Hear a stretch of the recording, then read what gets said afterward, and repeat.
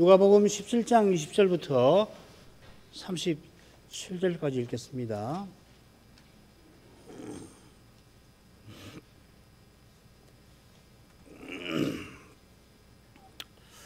바리새인들이 하나님의 나라가 어느 때에 임하나이까 묻거늘 예수께서 대답하여 가라사대 하나님의 나라는 볼 수 있게 임하는 것이 아니요 또 여기 있다 저기 있다고도 못하리니 하나님 나라는 너희 안에 있느니라.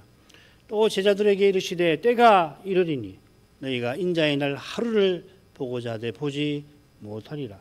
사람이 너희에게 말하되 보라 저기 있다 보라 여기 있다 하리라. 그러나 너희는 가지도 말고 좇지도 말라. 번개가 하늘 아래 이편에서 번뜩하여 하늘 아래 저편까지 비침같이 인자도 자기 날에 걸어가리라.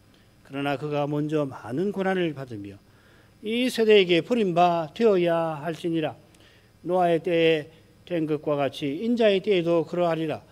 노아가 방주에 들어가던 날까지 사람들이 먹고 마시고 장가 들고 시집 가더니 홍수가 나서 저희를 다 멸하였으며 또 롯의 때와 같으리니 사람들이 먹고 마시고 사고 팔고 심고 집을 짓더니 롯이 소돔에서 나가던 날에 하늘로서 불과 유황이 비 오듯 하여 저희를 멸하였느니라. 인자에 나타나는 날에도 이러하리라. 그날에 만일 사람이 지붕 위에 있고 그 세간이 집 안에 있으면 그것을 가지러 내려오지 말 것이요 밭에 있는 자도 이와 같이 뒤로 돌이키지 말 것이니라. 롯의 철을 생각하라. 무릇 자기 목숨을 보존하고자 하는 자는 잃을 것이요 잃는 자는 살리리라. 내가 너희에게 이르노니 그 밤에 두 남자가 한자리에 누워 있음에 하나는 데려감을 당하고 하나는 버려둠을 당할 것이요 두 여자가 함께 매를 갈고 있음에 하나는 데려감을 당하고 하나는 버려둠을 당할 것이니라. 저희가 대답하여 가로되 주여 어디 오니까 가라사대 죽음 있는 곳에는 독수리가 모이느니라 하시니라.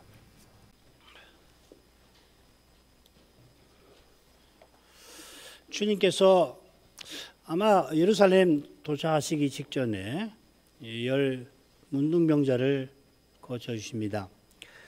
이 문둥병이 모세율법에서 얼마나 심각한 상태인가를 아는 이마다 예수님이 예루살렘 올라가셔서 먼저 성전을 정결케 하신 그 뜻을 놓치지 않을 것입니다. 성전 정결케 하신 목적을 이루시려고 예수님은 곧이어 십자가를 지셨습니다. 이것이 히브리서의 핵심 교훈이지요. 히브리서 다 가르치는데 7장부터 10장, 특별히 9장부터 10장이 바로 그런 교훈을 다루고 있습니다. 예수께서 단번에 온전한 제사를 영원히 드리시고 하늘 성소를 영원히 정결케 하셨습니다. 이 하늘 성소의 그림자가 지상 성전인 겁니다. 공생애를 시작하시고 첫 유월절에 주님은 역시 이 성전을 정결케 하셨는데 너희가 이 성전을 헐라 그리하면 내가 사흘 동안에 일으키리라 하셨습니다. 너희가 이 성전을 헐라 하신 것은 그리스도의 십자가를 가리키고 내가 사흘 동안에 일으키리라 하신 것은 주님의 부활을 가리킵니다. 부활하신 주님께서 자기 안에 하나의 새로운 사람을 지어서 성신 안에서 아버지께로 나아가게 하십니다.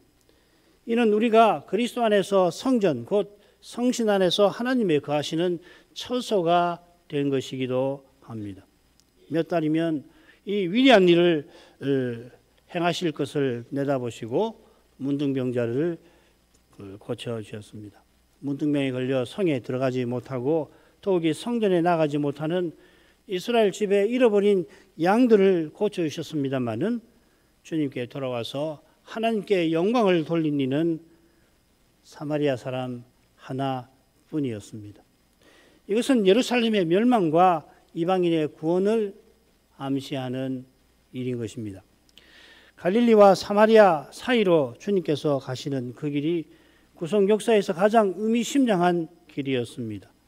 그런 길에서 사도들은 감사하게도 예수님을 모시는 중이었습니다.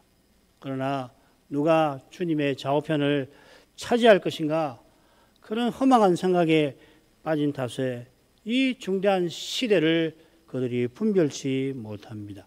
자, 이러한 배경에서 이어지는 말씀을 계속 살펴나가겠습니다. 이런 미련한 사도들에게 주님은 심지어 인자의 때의 날에 관하여 교훈하십니다. 장차 다시 오실 일, 구속 역사를 완성하실 일을 미리 교훈하시는데 그 일을 위하여 지금 십자가로 나아가신다 하십니다. 그게 17장 25절 말씀이겠죠. 줄거리를 보십시다. 20절 21절은 바리새인의 질문에 대한 주님의 대답입니다. 언제 하나님 나라가 임하나이까 이렇게 묻죠. 이어서 주님께서는 제자들에게 인자의 이 날에 관하여 교훈하십니다. 그리고 한가운데에서는 인자의 때는 노아의 때와 롯의 때와 같을 거다. 멸망이 곧 들이닥칠는지도 모르고 사람들은 하나님을 섬기는 일 외에 죄다 하고 있을 거다, 이 말씀이죠. 그리고 다시 인자의 날, 인자에 나타나시는 그 날에 관한 교훈을 베풀어 주십니다. 그리고 마지막에는 제자들이 묻는데 예수님께서 대답하십니다. 그러니까 첫째 부분과 마지막 부분은 똑같이 질문과 대답으로 이루어져 있죠. 첫 부분에서는 바리새인들이 묻고 주님이 답하시는 반면에 마지막 부분에는 제자들이 묻고 예수님이 답하십니다. 질문의 내용도 조금 다릅니다. 눈에 띄는 것은 바리새인들은 언제를 묻고 주님은 제자들은 어디를 묻고 있습니다. 제자들이 어디이니까 하고 묻는 것은 바로 앞에 인자가 나타나시는 날에 하나는 데려감을 당하고 하나는 버려둠을 당할 거라 하신 교훈과 붙어 있겠지요. 그러니까 제자들이 어디입니까 하고 묻는 것은 버려둠을 당하는 곳일까요? 데려감을 당하는 곳일까요? 이걸 한번 생각해 보세요. 다음 주에 우리가 이 물음을 살필 겁니다. 이 물음의 답이 데려감과 버려둠의 의미를 결정하게 되겠죠. 자, 이런 일이 있는 날이 인자께서 나타나는 날인데 같은 표현이 짝을 이루는 두 번째 부분에 나오고 있습니다. 24절 보면 인자도 자기 날에 할 때 바로 그 날입니다. 비슷하게 22절에는 인자의 날들 중 하루라고 되어 있습니다. 이 하루가 인자께서 나타나시는 그 날이고 재림의 날이겠죠. 두 번째 부분에서는 인자께서 자기 날에 어떠한 방식으로 나타나실 건가를 교훈하고 있습니다. 중간에는 인자의 때에 관하여, 이 복수입니다. 날들이라고 되어 있어요. 교훈하시는데 그 교훈을 위해서 노아의 때와 롯의 때를 드십니다. 말씀드린 대로 이 시대 사람들은 멸망이 곧 들이닥치는데도 하나님 가까이 하는 일 빼고는 온갖 일에 마음을, 욕심을 쏟아냈습니다. 장차도 그러할 것입니다. 이 교훈은 십자가로 향하시는 길에서 사도들을, 제자들을 염두에 두고 하신 말씀이죠. 이는 둘째 부분 끝, 곧 셋째 부분 바로 앞에서 십자가를 언급하신 데서 분명히 드러납니다. 제자들이 주님 재림을 분별하기 위해서 주께서 십자가로 예루살렘으로 향하시는 그 시대를 분별해야 하는 겁니다. 십자가를 깨닫지 못하고 재림에 관해서 바르게 알 길은 없는 것이다 하는 겁니다. 자, 이 정도로 하고 본문으로 가지요. 바리새인들이 하나님 나라가 어느 때에 임하나이까 묻거늘 예수께서 대답하여 가라사대 하나님의 나라는 볼 수 있게 임하는 것이 아니요 또 여기 있다 저기 있다고도 못하리니 하나님의 나라는 너희 안에 있느니라. 자, 먼저 바리새인이 왜 이 시점에 하나님 나라에 관해서 묻는 걸까 생각해 볼 만하겠죠.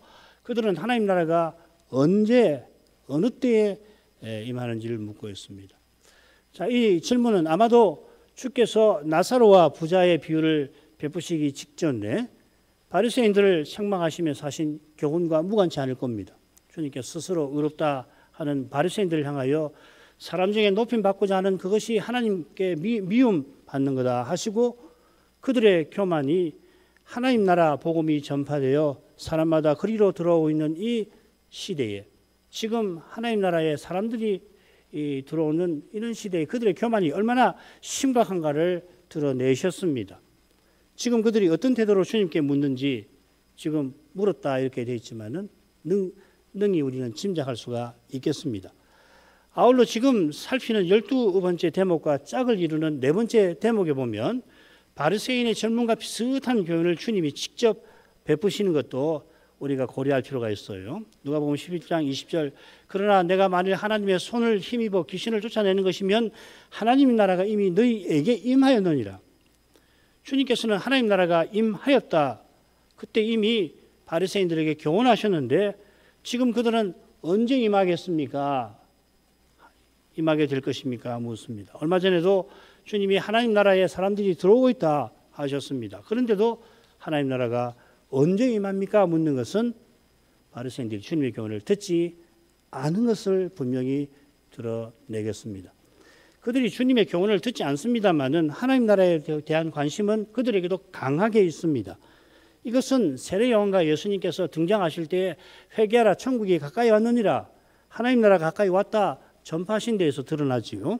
바리새인만 아니라 모든 백성이 하나님 나라를 간절히 기다리고 있었던 터라 예수님께서는 바리새인은 하나님 나라가 뭐다 설명하실 필요가 없이 그 나라를 선포하실 수가 있었던 겁니다. 특히 바리새인들은 자기네가 율법을 열심히 지키면 이스라엘 백성들이 율법을 자기들처럼 힘써서 지키면 메시아가 올 거다 이런 생각도 갖고 있었습니다. 이 메시아는 식민지 상태에서 건져서 세상에서 훌륭한 나라 세우는 그런 정치적 지도자인 겁니다. 정치적 메시아라고 그러죠. 바리새인이 바라던 하나님 나라는 주님께서 성신으로 귀신을 쫓아내신 일로 임하게 하시는 그 신령한 하나님 나라와는 전혀 달랐던 겁니다. 주님께서 임하게 하신 하나님 나라는 죄와 죽음의 권세에서 완전히 벗어나서 의와 영생이 충만한 그런 영원한 나라인 겁니다. 그런데 일반 백성들도 바리새인과 근본적으로 같은 생각이라 오병이어의 표적을 맛보았을 때 예수님을 자기의 왕으로 옹립하려 했던 것입니다. 이러한 생각 근저에 소위 바리새인의 누룩이 도사리고 있는 겁니다. 바리새인이 하나님 나라가 언제 임하는지를 묻는 것은 또한 아마 이건 제 추측인데 사도들이 하나님 나라가 당장에 나타날 줄로 생각한 것과도 관련이 되어 있을 것 같아요. 사도들이 이 생각을 속으로만 딱 품고 있었던 거 아닌 거 우리가 잘 알지 않습니까? 그러니까 누가 그냥 다투었죠. 사도들의 생각을 바리새인들이 어떻게 전해 듣고서 그런 질문을 던지는 걸까요? 백성들도 그 예루살렘 입성 때 주님을 환호했던 거 역시 하나님 나라를 대망한 까닭, 하나님 나라가 어떻게 나타난다 생각한 까닭일 겁니다. 주님께서 그들에게 이렇게 대답하십니다. 언제? 하고 묻는 그들에게 하나님 나라는 볼 수 있게 임하는 것이 아니라 하십니다. 이것은 바리새인들이 생각하는 하나님 나라가 주님께서 전하시는 그 나라와 다르다 암시하는 겁니다.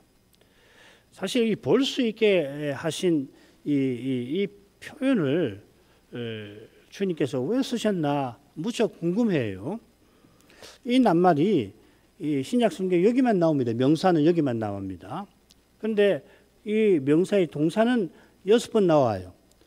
예를 들면 원수들이 주님을 해하려고 엿본다 4번 정도 쓰여 있고 바울을 죽이려고 유대인들이 이 엿본다, 지킨다 이거 엿보는 거나 지키는 거나 비슷한데요. 번역을 각각 했습니다.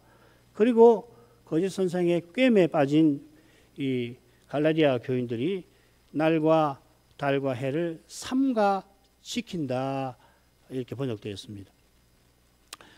그저 눈으로 볼 수 있게라고 표현하시려면 헬라어의 다른 표현들이 얼마든지 있거든요. 그런데 주님께서는 바리새인들의 악한 태도를 보여주는 이런 용례가 있는 낱말을 쓰셔서 지금 질문하는 바리새인들이 대적하는 태도를 취하고 있다는 것을 넌지시 드러내려 하시는 것 같습니다. 사실 하나님 나라가 가시적으로 임하는 때가 있지요. 그때가 인자께서 나타나시는 바로 그 날입니다. 주님께서 이어 제자들에게 그 날에 관해서 쭉 교훈하십니다. 인자께서 나타나실 때 틀림없이 하나님 나라도 우리 눈앞에 찬란하게 계시될 것입니다. 그런데도 주님께서 하나님 나라가 언제 임합니까? 묻는 바리새인들에게 하나님 나라는 볼 수 있게 임하는 것이 아니라 하시는 것은 그들이 말하고 생각하는 하나님 나라가 주님이 선포하시고 경언하시는 나라와 전혀 다름을 지적하시는 게 분명합니다. 여기 있다 저기 있다 고도 못한다 하십니다. 비슷한 표현이 23절에 나오죠. 그 순서가 바뀌어 있습니다. 저기 있다 여기 있다 이렇게 되었습니다. 인자의 날이 가까울 때 23절에서는 인자가 저기 있다 여기 있다 그리스도가 여기 있다 저기 있다 할 텐데 그 말에 홀려서 가지도 좋지도 말아라 하십니다. 21절에서는 인자보다는 하나님 나라가 맞겠죠. 하나님 나라가 여기 있다 저기 있다고 말하지 못할 거다 하십니다. 인자께서 장차 친히 나타나실 터인데 거짓 그리스도가 등장해서 내가 여기 있다 저기 있다 선전할 겁니다. 비슷하게 인자께서 장차 오셔서 하나님 나라를 가져오시기 전에는 아무도 그 나라가 지상 여기 있다 저기 있다 교회에 있다 심지어 그렇게 말하지 못할 거라 하는 겁니다. 요컨대 바리새인들이 생각하는 것처럼 하나님 나라가 눈에 보이는 로마 가톨릭이 사실상 그걸 이야기한 거 아니에요? 교회가 가시긴 하나님 나라라고 본 거 아니에요? 그렇게 존재하는 것이 아니다. 신령하게 존재하는 거다 하시는 겁니다. 자, 이런 내용에 비추어서 하나님 나라는 너희 안에 있다 하신 표현을 보십시다. 보라 하나님 나라가 너희 안에 있음이니라. 이 안에라고 하는 낱말을 조사해 보면 확실히 사람 속을 가리켜 사용이 됩니다. 구약에 보면 그래요. 여기서는 개인이 아니라 너희 안이라고 하시니까 너희 가운데를 뜻하는 것 같아요. 더구나 지금 너희 할 때는 20절에 질문하는 바리새인들일 테니까 대적하는 바리새인들 마음속에 하나님 나라가 있을 리가 없지요. 주님께서 얼마 전에 하나님 나라의 복음이 전파되고 그 나라로 사람들이 들어오고 있다 하셨으니까 사람들의 마음에 하나님 나라가 들어가서 거기 있다 하신 것도 사실은 아닙니다. 물론 하나님 나라가 우리 눈에 환히 보이는 그 미래와는 달리 지금은 믿음의 눈에만 보이는 것과 비슷하게 신자의 마음 안에 그 나라가 있다 이렇게는 말할 수가 있겠습니다. 신령한 나라다 그 뜻이겠죠. 자, 그 다음 두 번째로 가죠. 또 제자들에게 이르시되 때가 이르느니 너희가 인자의 날 하루를 보고자 하되 보지 못하리라. 사람이 너희에게 말하되 보라 저기 있다 보라 여기 있다 하리라. 그러나 너희는 가지도 말고 좇지도 말라. 번개가 하늘 이편에서 하늘 아래 이편에서 번뜩하여 하늘 아래 저편까지 비침같이 인자도 자기 날에 그러하리라. 그러나 그가 먼저 많은 고난을 받으며 이 세대에게 버림바 되어야 할지니라. 이번에는 제자들에게 이르십니다. 언제 하고 묻는 바리새인들에게는 대답지 아니하시더니 듣고 있던 제자들에게는 때에 관하여 교훈하십니다. 주님의 교훈을 잘 받기 위해서 제자들에게 이르신 그 첫 문장을 가급적 원문을 살려 번역을 하겠습니다. 너희가 인자의 날들 중 하루를 보기를 원하되 보지 못할 날들이 올 것이다. 이렇게 되어 있습니다. 번역하고 거의 같지만 조금은 다르죠. 그죠? 바리새인들은 하나님 나라가 임할 때를 물었는데 주님은 인자의 날에 관하여 제자들에게 교훈하십니다. 인자 오시는 그날이 하나님 나라가 완성되어 우리 눈에 보이는 방식으로 등장하겠습니다마는 인자 없는 하나님 나라는 없고 사실 인자께서 그 나라의 전부이십니다. 바리새인들도 메시아를 물론 기다리긴 합니다만 그들이 기다린 이유는 로마 제국에서 해방된 지상의 훌륭한 나라에 있습니다. 바울도 주님 뵙기 전에는 그런 생각이었는데 그가 다메섹 가는 길에서 주님을 뵙고는 그 다음 바라는 것은 뭐냐면 만일 택가라시면 당장이라도 떠나서 주님과 함께 있는 그것이었습니다. 사도가 고백하는 것처럼 주님이 거기 계시니 하나님 나라가 복스러운 나라인 겁니다. 게다가 하나님 나라는 그리스도께서 전부 안에 계시는 그 전부인 나라입니다. 지금도 성신 안에서 그런 사회가 교회에 나타나긴 합니다만 장차는 그 나라 백성이 다 그리스도와 같아져서 그리스도만 충만한 그런 나라가 될 것입니다.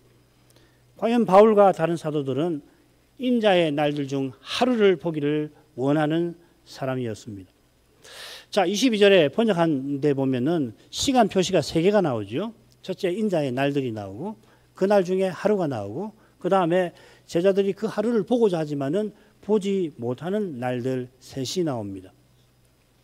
여러 의견이 있고 거기에 따른 논의도 많지만은 다 생략하고 결론만 말씀을 드리겠습니다. 우선 인자의 날들 중 하루는 24절에 인자의 자기날, 인자가 오시는 날, 재림의 날입니다. 이 날은 인자의 날들 중 하루라고 했습니다. 인자의 날들은 세 번째 단락에서 인자의 때라고 똑같이 번역을 해놓았습니다. 날들인데 때라고 구분해서 번역을 했어요. 원문으로는 똑같은데 세 번째 단락 보면은 때라고 해서 노아의 때, 롯의 때와 번역을 일치시켜서 인자의 때라 새긴 것 같습니다. 노아의 때나 롯의 때는 심판이 막 들이닥치는 시기를 가리키는 것 같습니다. 그렇다면 인자의 날들은 재림이 임박한 시기를 가리킬 겁니다. 간원상 강화에 보면은 예수님께서 재림과 재림의 징조를 나누어서 예언하시는데 재림의 징조들이 나타나는 그 날들이 인자의 날들, 인자의 때가 될 것입니다. 가령 복음이 모든 민족에게 전파되는 것이나 특별히 유대인들이 대거 주께 돌아오는 것이나 무엇보다 배도의 시대가 일어나고 그 끝에 적그리스도가 출현하는 것, 그리고 대환난이 들이닥치는 것, 자, 이런 것이 인자의 날을 일제히 가리키는 인자의 때의 중요한 표시들이 되겠습니다. 징조들일 것입니다. 셋째로 제자들이 인자의 날 보기를 원하지만 그 날을 보지 못하게 되는 날들은 예수님이 승천하신 이후의 날들이겠죠. 승천하신 이후에 사도들은 온 세상에 복음을 전파하면서 주 예수여 오시옵소서 주님의 재림을 간절히 바랐습니다. 제자들이 그날을 누구보다 간절히 바랐지만 보지 못하고 세상을 떠났습니다. 사도만 아니라 수많은 제자들이 그러하였습니다. 사도들은 인자의 때도 보지 못하고 세상을 떠났습니다마는 우리의 충직한 종들은 우리가 이미 그 때를 보고 있다고 다음과 같이 전했습니다. 우리 교회에서는 여러 번 지금은 배교의 시대라 하고 이야기했습니다. 우리가 아무리 좋게 해석하려고 해도 그런 것입니다. 세계의 조류가 배교의 시대라는 말입니다. 기독교의 압도적인 다수가 그런 식으로 나가고 있다는 것입니다. 우리는 사탄의 세력이 왕성화하고 강력하게 작용하는 무서운 시대에 살고 있습니다. 1971년 아마 제 기억이 맞다면 71년에 한 강설입니다. 이어 주님께서 사람이 너희에게 장차 말할 일에 관해서 언급하십니다. 23절에 말하되가 21절에 못하리니 말하리니 못하리니 이렇게 뭉쳐서 번역했는데 거기도 말하리니 똑같은 말입니다. 사람들이 장차 이렇게 말할 거다. 뭐라고 말하느냐면 보라 여기 있다 저기 있다 하고 저기 있다 여기 있다 말할 것이라 했습니다. 21절에는 하나님 나라가 여기 있다 저기 있다 그렇게 말할 건데 여기서는 문맥상 인자가 여기 있다 저기 있다 여기 있다 그렇게 말하는 거겠죠. 오래된 이 아람어 번역은 그렇게 살려서 인자가 여기 있다 인자라고 하죠. 그가 여기 있다 저기 있다 이렇게 번역을 해놨습니다. 이것은 좋지 말라는 표현에도 암시되어 있습니다. 주님께서 감난산에서 이런 일을 단단히 경고하셨죠. 그때 사람이 너에게 말하되 보라 그리스도가 여기 있다 혹은 저기 있다 하여도 믿지 말라. 그리스도가 여기 있다 저기 있다 하여도 가지도 말고 좇지도 말라 하였습니다. 이 표현은 배도하지 말라는 말씀이겠죠. 가지도 말라 하는 말은 떠나지 말라는 말입니다. 떠나가지 마라. 떠나서 가지 말아라. 누구를 떠나는 겁니까? 교회가 고백하는 그리스도를 가서 그 적그리스도를 좇지 말라 하시는 말씀이죠. 그 이유를 이어 말씀하십니다. 왜 여기 있다 저기 있다 해도 가지 말아야 되느냐? 번개를 들어서 주님께서 나타나실 때 어떻게 나타나시는지를 교훈하시는 겁니다. 번개가 하늘 이편에서 번쩍하더니 하늘 저편까지 환하게 합니다. 인자의 날, 인자도 자기 날에 그러하리라. 그러하리란 말은 인자께서 번개가 번쩍하듯이 눈 깜짝할 사이에 오실 것이다 하는 말이죠. 마지막 나팔이 우리 귀에 들리는 바로 그 순간, 온 세상에 신비하게 들리는 그 순간에 인자가 온 세상 사람 앞에 순식간에 모든 사람 앞에 나타나실 겁니다. 여기 있다 저기 있다 누가 말할 필요가 없어요. 신이 자기를 계시하시는 겁니다. 모든 사람이 재림하시는 주님을 뵙고 주님 앞에 소집됩니다. 여기 있다 저기 있다 하고 쫓아갈 일도 그럴 틈도 없어요. 나팔 소리가 들리는 바로 그 순간 주님은 나타나시고 그 순간 우리 믿는 자들은 부활의 몸을 입을 거다 사도가 교훈합니다. 주님께서 나타나셔서 친히 영광을 비추시니 그 영광을 뵙고 우리가 주님과 같아지는 것이지요. 재림 때의 영광은 부활 이후 요한이나 바울에게 비추신 영광에 비해 모든 신자에게 비추시는 겁니다. 이게 아마도 번개가 하늘 저편까지 환하게 한다 하는 뜻일지도 모르겠습니다. 주님께서 다시 오시는 방식에 관하여 이렇게 분명히 말씀하십니다마는 그 직전에 그리스도가 여기 있다 저기 있다 하는 일이 있을 거라 또한 경고하시는 거겠죠. 분명히 경고하셨는데도 성경에서 이 경고를 틀림없이 읽었을 텐데도 저 그리스도가 여기 있다 할 때에 주를 떠나서 그를 추종하는 일이 있을 거라 하는 거죠. 얼마나 놀라운 일입니까? 세상에 어떻게 이럴 수가 있단 말이죠. 교회를 다니지 않은 사람, 성경을 읽지 않은 사람이야 뭐 그럴 수 있다 칩시다. 그런데 성경을 읽고 신학자라고 하는 사람들, 목사라고 하는 자들이 교인들을 이끌고서 그리스도가 여기 있다 하고서 데리고 갈 거란 말이죠. 그리스도는 나타나시면 모든 사람이 단 그 순간에 다 오시는 것을 볼 수 있도록 나타나신다고 했는데도 그런 일이 있을 거라고 하는 거죠. 얼마나 놀라운 일입니까? 여러분, 그런데 거기에 버금가게 놀라운 일이 이미 벌어졌습니다.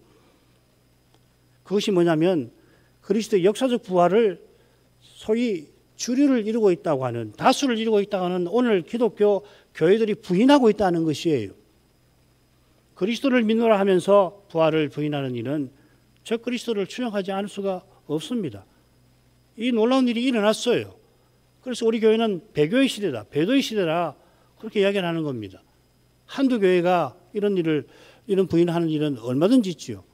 이 시대는 말이에요. 다수가 그래요.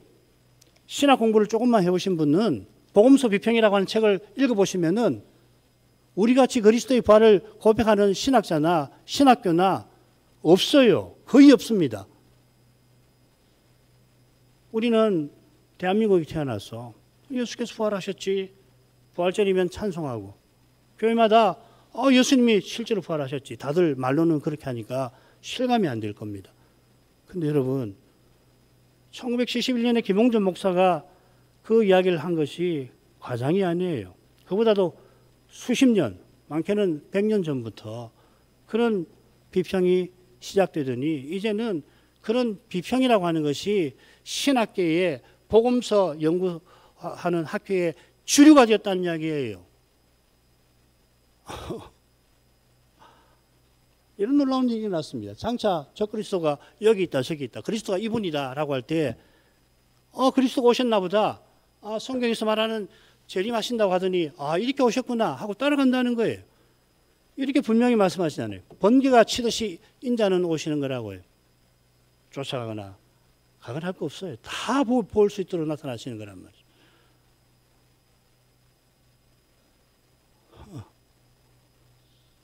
왜 이렇게 사람들이 추정하는 걸까요? 말씀을 깨닫는 것은 과연 어떻게 가능한 걸까요? 말씀을 깨닫는 것은 도대체 뭘까요?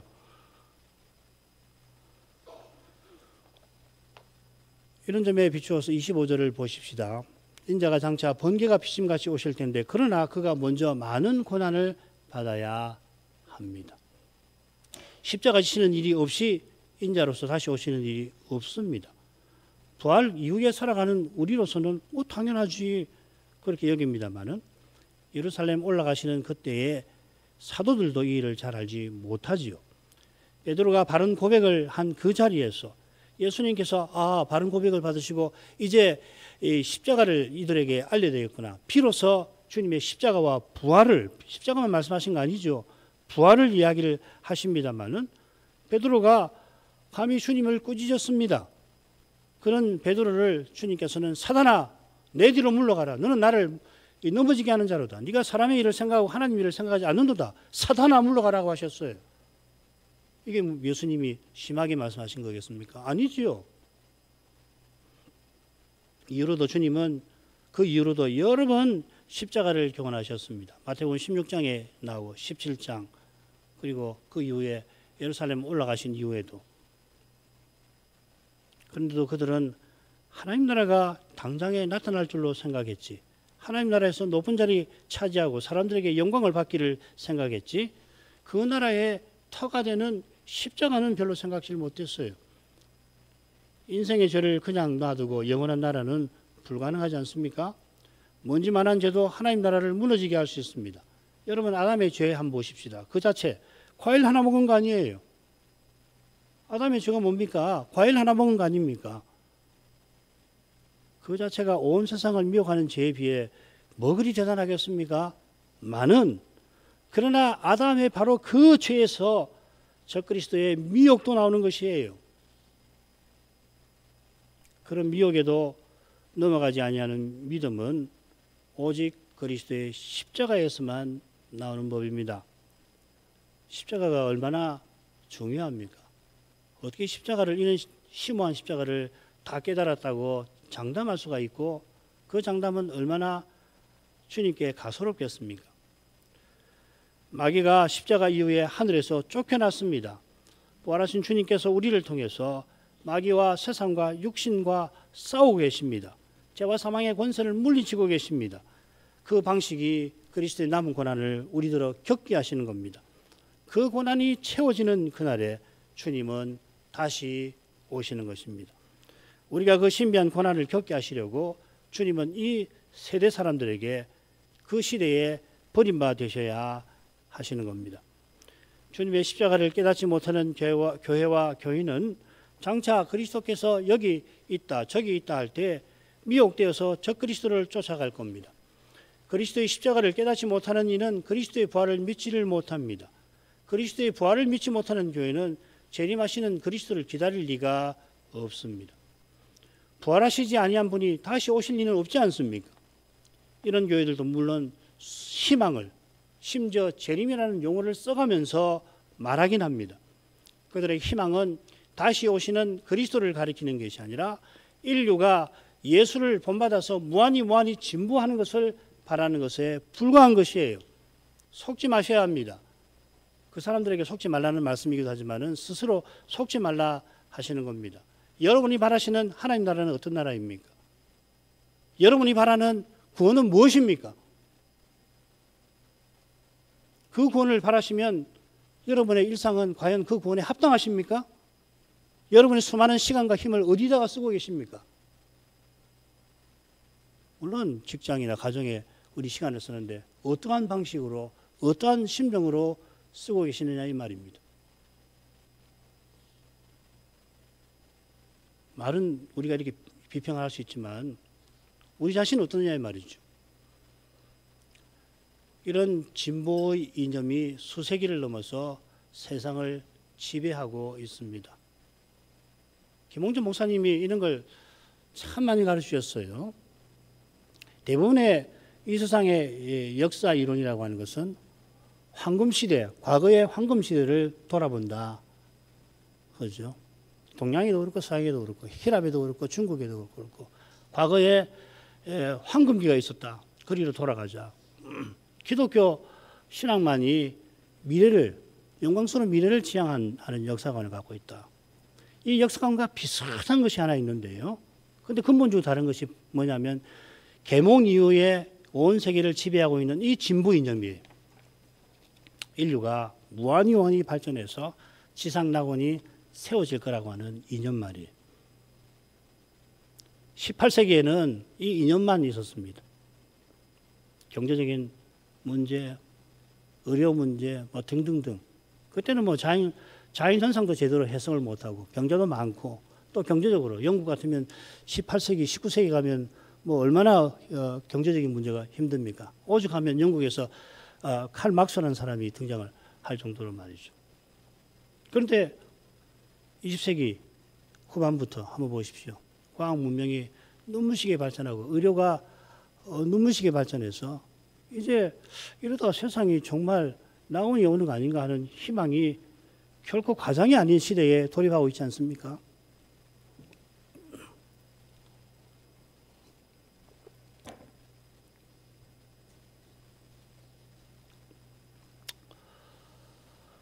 이런 그런데 이것은 궤도의 현상이 이 세상을 점점 압도하는 것과 희한하게 궤를 같이 하고 있습니다.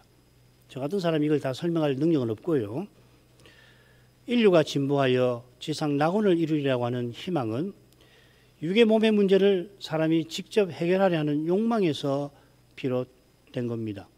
이런 이념과 욕망이 적그리스도가 출현하기 직전에 온 세상을 뒤흔들 그런 세계적 문제들에 봉착하는 그때에 그런 문제들을 놀랍게 해결할 만한 할 것 같은 뛰어난 인물을 온 세상이 열렬히 환영하고 추종하게 될 거다. 김홍준 목사가 이미 50년 전에 이렇게 우리에게 가르치시지 않았습니까? 주님께서 내 제자가 되려면 자기 목숨까지 미워하고 자기 모든 소유를 버리라 하신 그 명령을 진정으로 받드는 교회.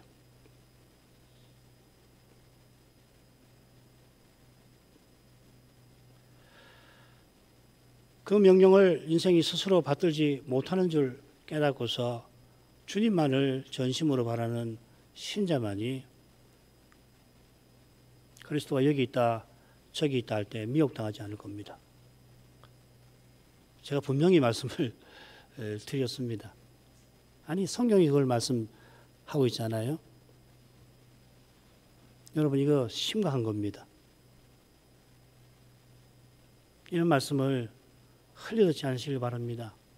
이런 말씀을 성경을 귀담아 듣고 생각하고 또 생각하시면서 오늘 하루도 살아가셔야 합니다. 안 그러면 우리는 약하기 때문에 이 세상 물결에 그냥 어느 사이 휩싸이고 그 물결을 마시고 토하고 그렇게 살 수밖에 없는 연약한 존재라고 하는 겁니다. 미혹당하지 않을 뿐만 아니라 참된 믿음을 말살하려고 하는 적그리스도의 무자비한 핍박도 능히 견디겠죠. 기도하겠습니다. 거룩하신 아버지, 우리 주님께서 베레아로 가시는 길에 곧 예루살렘에 도착하시려 하던 그때에 바리새인의 도발적인 질문을 받으시고 그들이 언제 임하는가 묻는 하나님 나라가 주님께서 지금까지 전하고 능력으로 나타내신 그 나라와는 전혀 다르다고 지적하신 다음에 제자들에게는 그 나라가 장차 임할 때 어떤 일이 있을 건가를 교훈해 주셨습니다. 인자의 날들 중에 하루, 곧 인자가 나타나시는 날이 번개처럼 순식간에 눈 깜짝할 사이에 임할 것이라 하시면서 그 날이 오기 직전에 인자의 때에 사람들이 인자가 여기 있다 저기 있다 하여서 많은 사람이 그리스도를 떠나 적그리스도를 뒤쫓게 될 것을 경고하셨습니다. 그렇게 되지 않으려면 사도들이 지금 예루살렘 올라가는 길에 보이는 그러한 태도를 늘 부인해야 한다 일러 주십니다. 그들은 당장에 하나님 나라가 나타날 줄로 생각하지만 인자의 날 하루 보기를 원하나 보지 못하는 그런 날들이 반드시 있어야 하고 그 날들이 임하기 위하여 먼저는 주님께서 고난 받으셔야 한다는 진리를 사도들이 철저히 깨닫고 나가게 하신 줄 압니다.